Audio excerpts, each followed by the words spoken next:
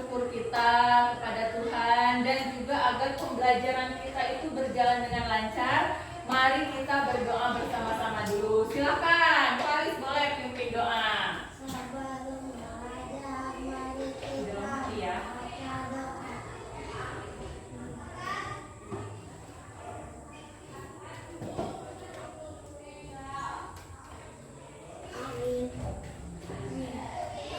Berdoa selesai.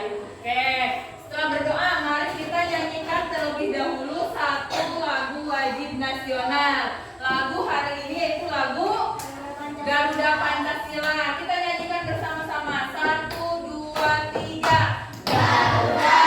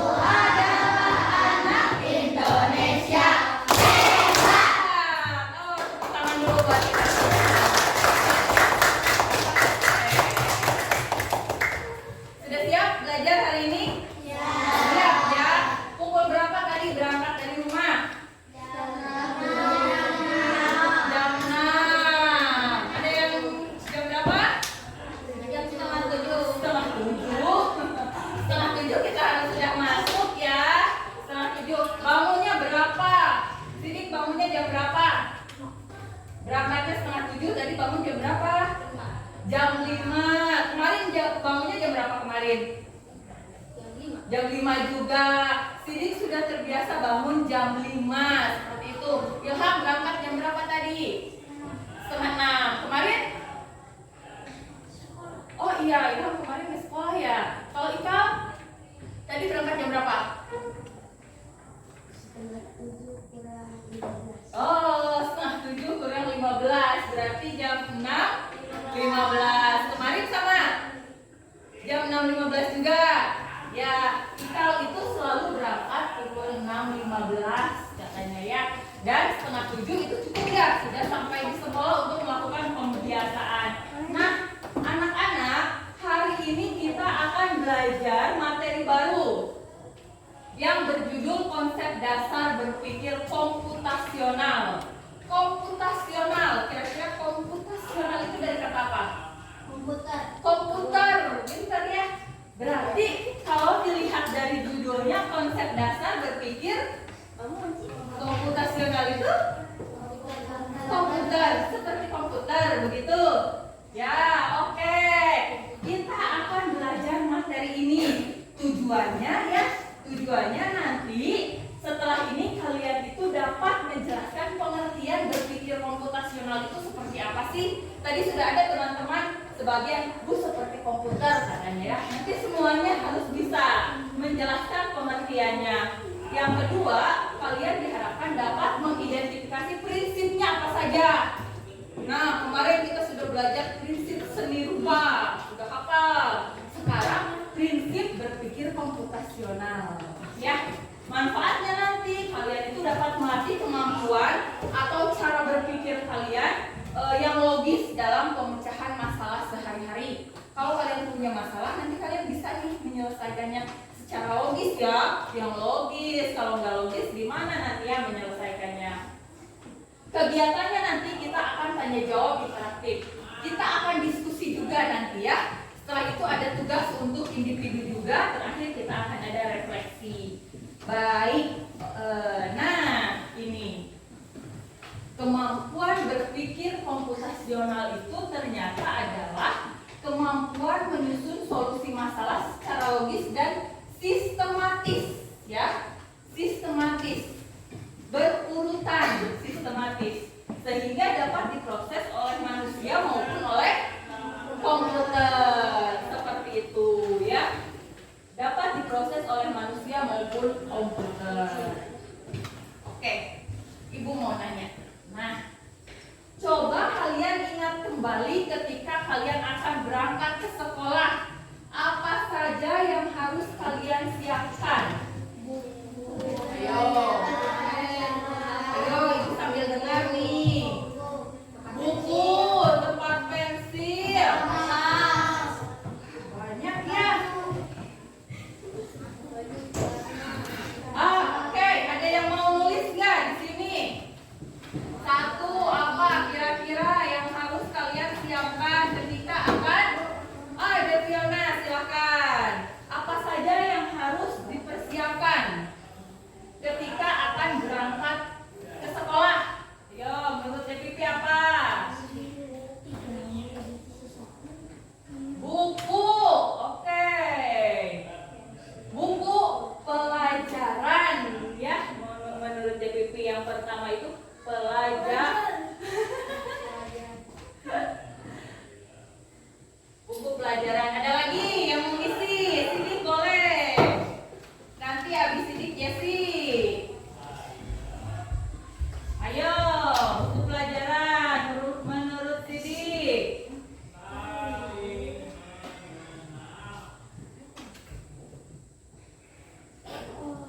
Pensil. Oke, Jessy, apa Jessy? Yang harus dipersiapkan.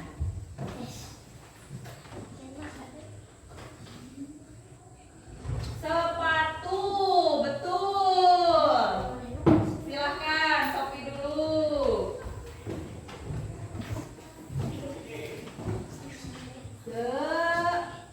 Seragam, iya. Dan satu lagi, Nova mau. Nova, tangan bagus.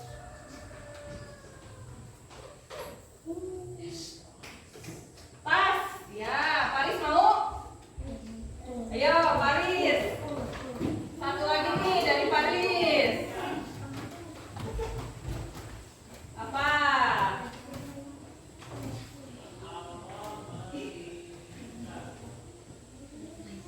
Oke, pulpen. Tadi. Ya, oke, terima kasih ya teman-teman. Ini sudah ada beberapa barang yang harus kalian persiapkan ketika akan berangkat ke sekolah. Yang pertama buku pelajaran, pensil, sepatu, seragam, tas, pulpen, ya. Betul tidak ini harus dipersiapkan? Betul, harus dipersiapkan ya. Itu kalian tahu ya, ketika kita punya suatu masalah, besok berangkat ke sekolah nih, apa saja ya yang harus dipersiapkan? Nah, kalian akan merinci, ya. Kalian akan merinci apa saja nih yang harus dipersiapkan ketika kalian akan berangkat ke sekolah. Nah, ini adalah salah satu prinsip dari berpikir komposisional, yaitu dekomposisi. Berasa pernah ya mendengar dekomposisi? Di materi apa? Di materi matematika ada dekomposisi juga. Apa kalau dekomposisi di matematika? Menguraikan. Ya, betul kata Sidik. Tepuk tangan dulu dong. Ya. Betul ya. Di matematika juga kita kemarin belajar ya dekomposisi. Nah, dalam berpikir komputasional juga ada dekomposisi ya. Ada dekomposisi. Dekomposisi itu memecah masalah besar menjadi bagian kecil dan lebih mudah dikelola. Dengan memecah masalah, kita dapat lebih fokus pada setiap bagian untuk menyelesaikan masalah secara keseluruhan dengan lebih efisien dan efektif, sehingga membuat sebuah dilaksanakan.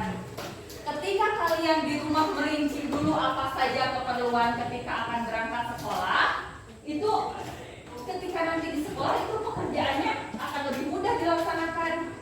Misal nih, kembali tidak merinci dulu di rumah, ada pensilnya ketinggalan, bukunya ketinggalan. Nanti di sekolah bagaimana? Pasti kesulitan. Sementara yang lain mah mudah belajar, sudah dipersiapkan dari rumah. Kalau tidak dipersiapkan, itu kalian akan mendapat kesulitan ya. Itu untuk yang pertama. Jadi prinsip yang pertama itu apa? Dekomposisi. Prinsip yang pertama adalah dekomposisi. Memecah masalah besar menjadi bagian yang lebih kecil. Memecah masalah. Oke, selanjutnya. Nah, selanjutnya adalah prinsip berpikir konfusional yang kedua, yaitu mengenali pola. Ya, kita akan mengenali pola atau pattern recognition bahasa Inggrisnya. Pengenalan pola itu berarti mengidentifikasi kesamaan pola dalam berbagai masalah ya, untuk menemukan solusi. Oke, Ibu punya. Nah, ini pola bilangan. Ada pola bilangan yang pertama, yang kedua, yang ketiga. Silahkan dilihat dulu sebentar. Ada yang bisa mengerjakan pola bilangan yang pertama? Yang pertama, yang kedua, yang ketiga ya. Oke, silahkan. Baru pola bilangan yang pertama, nyampe nggak? 10, terus 12. Oke, pintar. Tuh ketinggian, maaf ya. Ya.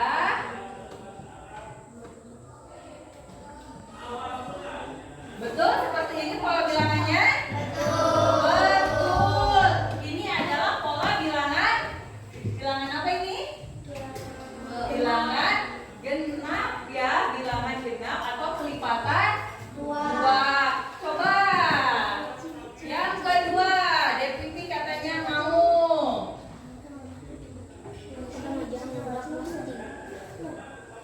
Oke, betul. Pola bilangan apa ya ini? 1, 3, 5, 7. Betul Faris, pola bilangan ganjil. Sekarang yang ketiga, katanya Naufal mau. Kelipatan berapa ya ini? Kelipatan berapa? 5. Ya, betul. Terus. Oke. Iya. Ya.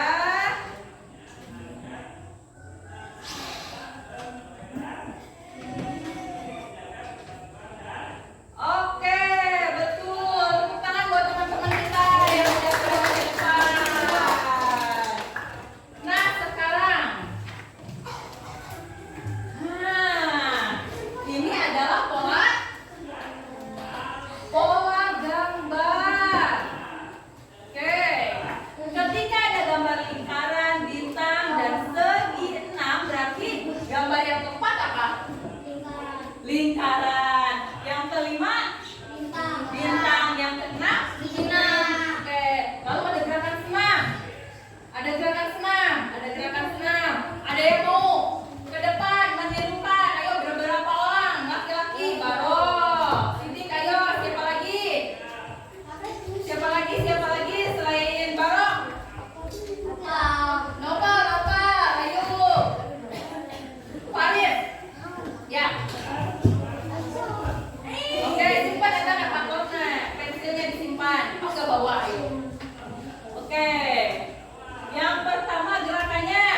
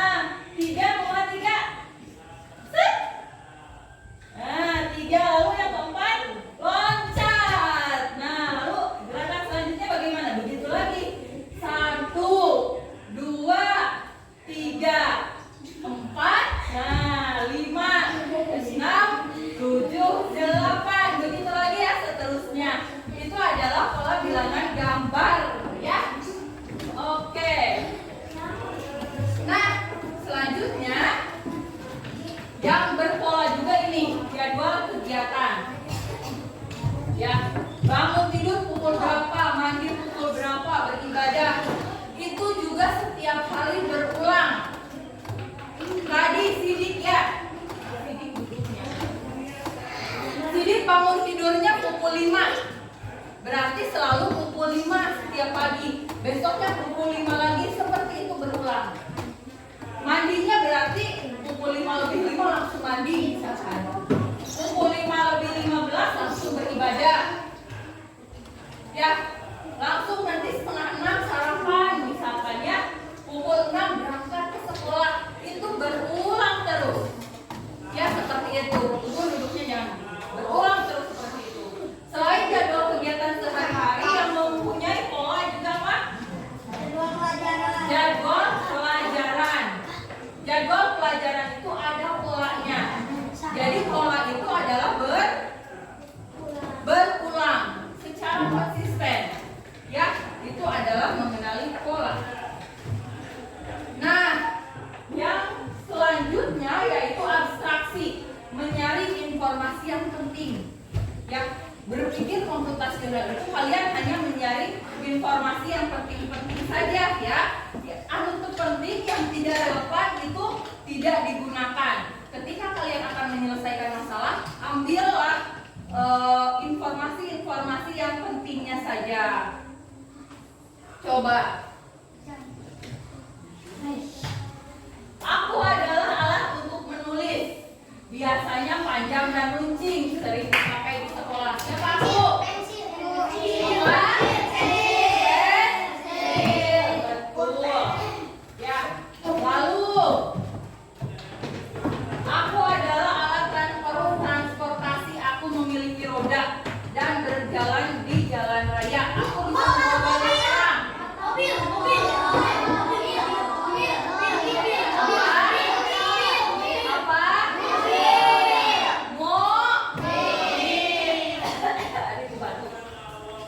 Aku adalah alat transportasi. Aku memiliki roda dan bisa berjalan di jalan raya. Aku bisa membawa banyak orang atau barang. Nah, berarti aku adalah mobil. Disebutkan tidak? Aku punya roda berapa? Aku punya kaca spion. Aku punya jok berapa? Aku warnanya apa? Disebutkan tidak? Tidak. Tapi kalian bisa menebak itu mobil? Bisa. Berarti ini adalah informasi yang pentingnya. Ya, seperti itu. Nah, yang terakhir adalah berpikir algoritma. Ini adalah menyusun langkah sesuai prosedur secara sistematis. Sarapan apa kalian tadi pagi? Nasi goreng. Jangan nasi goreng. Kalau bikin nasi goreng, pertama-tama apa yang harus dilakukan? Panaskan minyak. Potong bumbu-bumbu. Masukkan ke minyak. Masukkan nasi, masukkan telur. Masukkan bumbu-bumbu tambahan lainnya. Ya, itu adalah cara kamu membuat nasi goreng. Ya, disusun secara sistematis seperti itu ya. Nah, sekarang ibu punya salah satu ibu punya LKPD ya. Silakan dikerjakan per kelompok. Silakan dikerjakan per kelompok. Punten ke belakang. Punten ke belakang. Yuk dikerjakan yuk. Dikerjakan. Ini adalah LKPD-nya.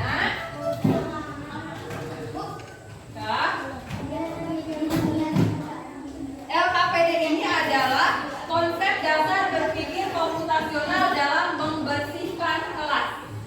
Yang pertama dekomposisi. Kalau kita membersihkan kelas, apa saja sih bagian-bagian dari tugas membersihkan kelas? Ya. Atau nomor 1 itu soalnya begini. Alat-alat yang kalian butuhkan ketika membersihkan kelas. Tuliskan di nomor 1 itu alatnya dulu. Apa yang harus kalian siapkan untuk membersihkan kelas.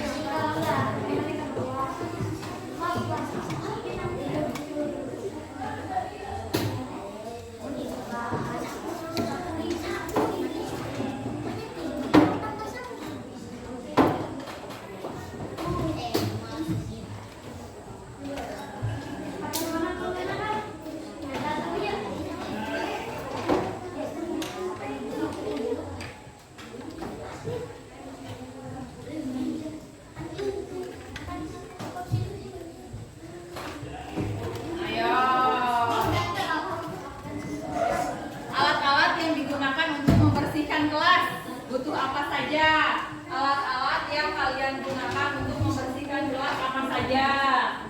Sok ditulis di nomor 1 di dekomposisi. Kalau bersihin gelas apa saja alatnya?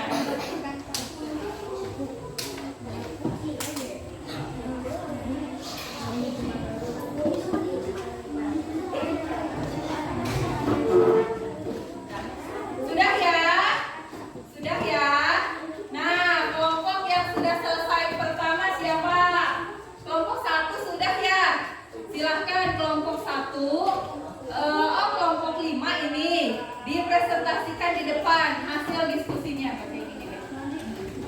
Ayo, kelompok 5 yang sudah selesai katanya, silahkan. Ya.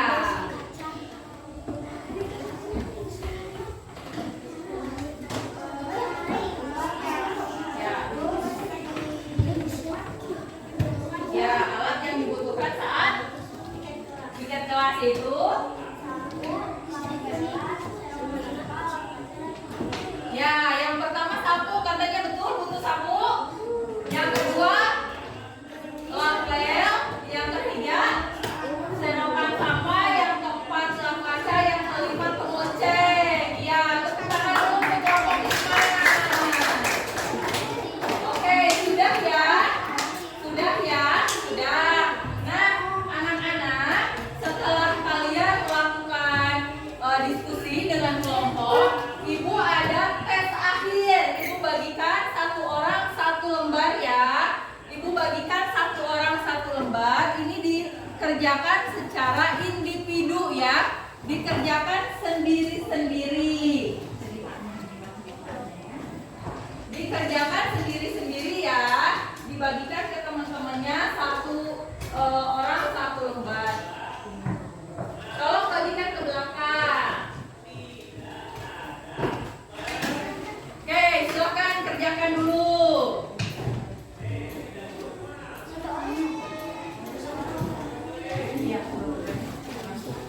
Ya, sok silakan.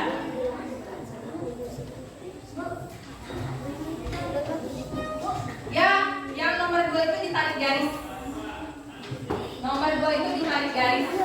Ya.